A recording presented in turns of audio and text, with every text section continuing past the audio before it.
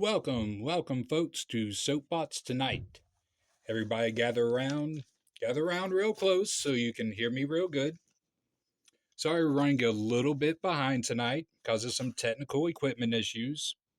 We think we have them worked out now, but our time in the studio is, I was going to tell you it's almost up. Let me go ahead and level. We used it all.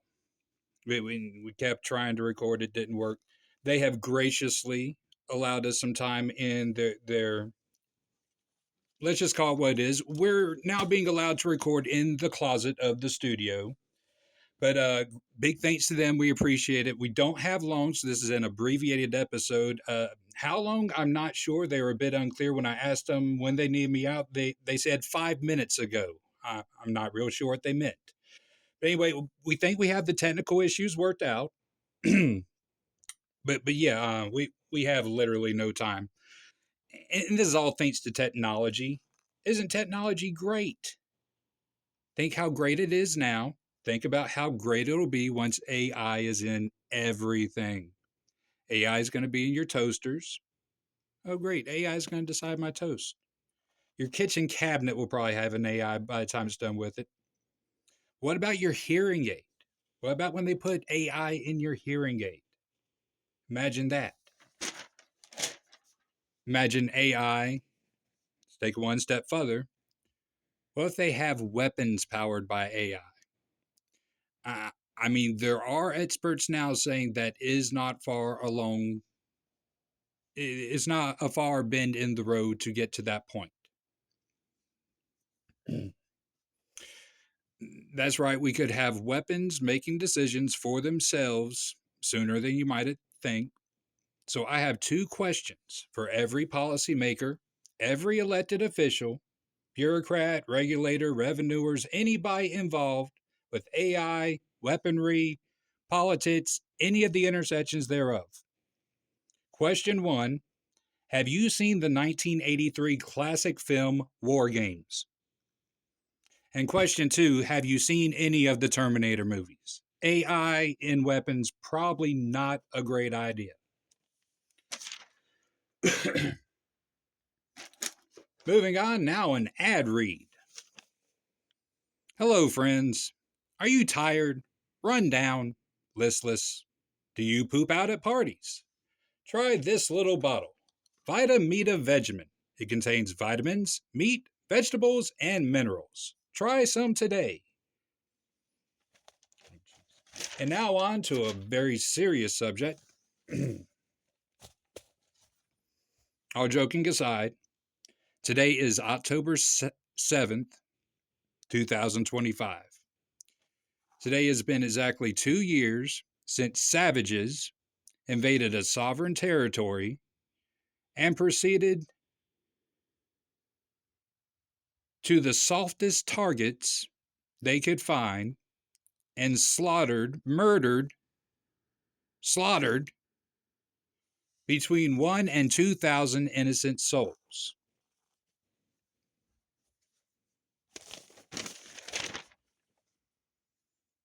Those savages then returned back home as heroes, celebrated by their communities, by their families. They were celebrated for slaughtering and spilling innocent blood. Even today, the 2-year anniversary, there are still mobs gathering to celebrate in places like London. They're celebrating their victory.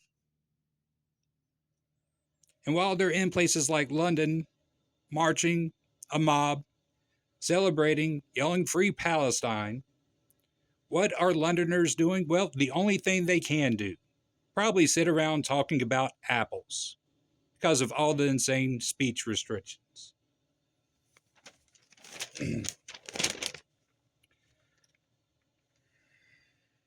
Today does mark a new victory, though. The U.S. and Israel has announced a peace deal with Hamas. So in response to that, I'm now going to read you an open letter to President Donald Trump and to Prime Minister Benjamin Netanyahu. This letter is from myself, by the way. Distinguished gentlemen, I saw what you did there. Very well played. Trump gets the loose ball on August the 8th, starts the ball rolling. Bibi tightens down on Hamas by eliminating their affiliated groups. Trump gets Hamas to the table to talk. Bibi presses, hitting them hard as the clock is ticking down. Think that was the key right there. Good job, Israel. Ball back to Trump for the easy layup. Peace. The crowd goes wild. Only here's the problem. The crowd didn't go wild. At least it didn't go wild for peace, did it? Not the mob in London. What I heard was protest today. Protest in London for Palestine. Mobs were screaming, "Free Palestine," in a land where anyone opposing that slogan is not allowed. So seriously, good job on the peace, guys. I just have a few words of caution for you, Mr. President, and especially for you, Mr. Prime Minister. The glaring issue with this peace deal is it is only peace in Gaza and only peace with Hamas. What about peace with all the so-called Palestinians who are not in Gaza?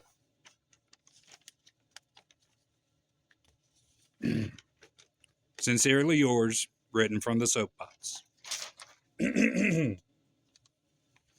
Page 5. Chicken and turkey lunch meat. Strawberry quilt milk syrup. Milk, coconut. Ladies and gentlemen, I apologize. This seems to be my shopping list. Let's get that out of the way.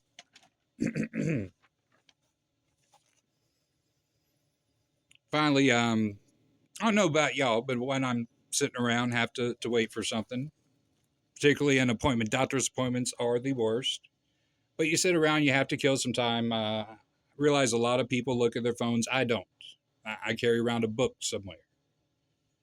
Lately, I've been reading a great one. It's all the state constitutions. I think it's a wonderful thing to study. Our country is a collection of states, and anyone living here should be familiar with our country and with our history. So I thought I'd share with you just the tiniest bit of trivia that I found while reading in there today.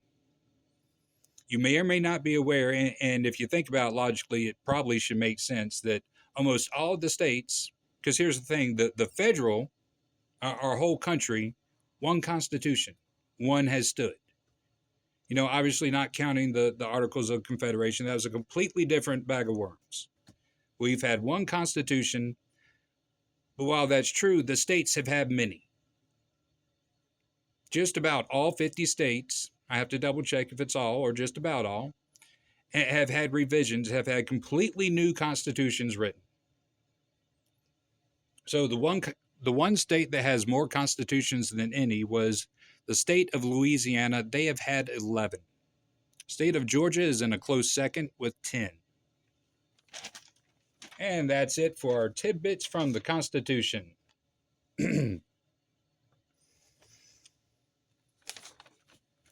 And finally, one thing that I've noticed is Antifa riots. We've had them here for quite a while. I believe they've been abroad much longer than I've been aware of them. But particularly, I saw not long ago Antifa riots in Paris, France. Now, if anybody else is connecting dots along with me, this is the same France actively aiding Armenia against Azerbaijan. And you may be thinking to yourself, why are those two places important? Why do those sound familiar? Because, again, our president of peace, good job, President Trump, it really is. Anytime you have peace, it's good. I'm not trying to say any peace deal isn't good. But back on August 8th, there was a peace deal between Azerbaijan and Armenia. Now, where do Antifa riots play into this? The president of Azerbaijan has threatened France with war, literal war, because of France actively aiding Armenia. I know he made the threat before the war was over, but is it still a coincidence that there are Antifa riots in Paris now? Antifa seems to be a great big dot that just seems to connect a lot of things. And at first looking into it, I thought it connected a lot of dots here in our country. No, it connects a lot of dots. And it's not the biggest dot. It is a big dot, but not the biggest dot. But it's definitely a big dot that connects globally. It points directly back to Islamic terror and directly back to riots we've seen everywhere, including on college campuses.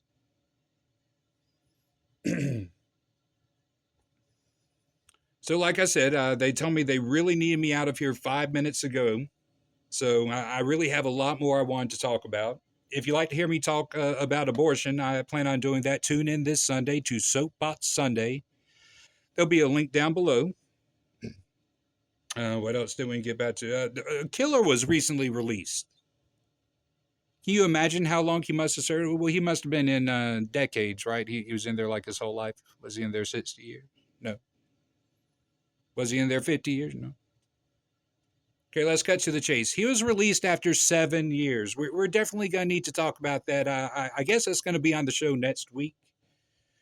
So be sure that you listen to me next week on Tuesday for Soapbox Tonight and tune in Sunday to Soapbox Sunday.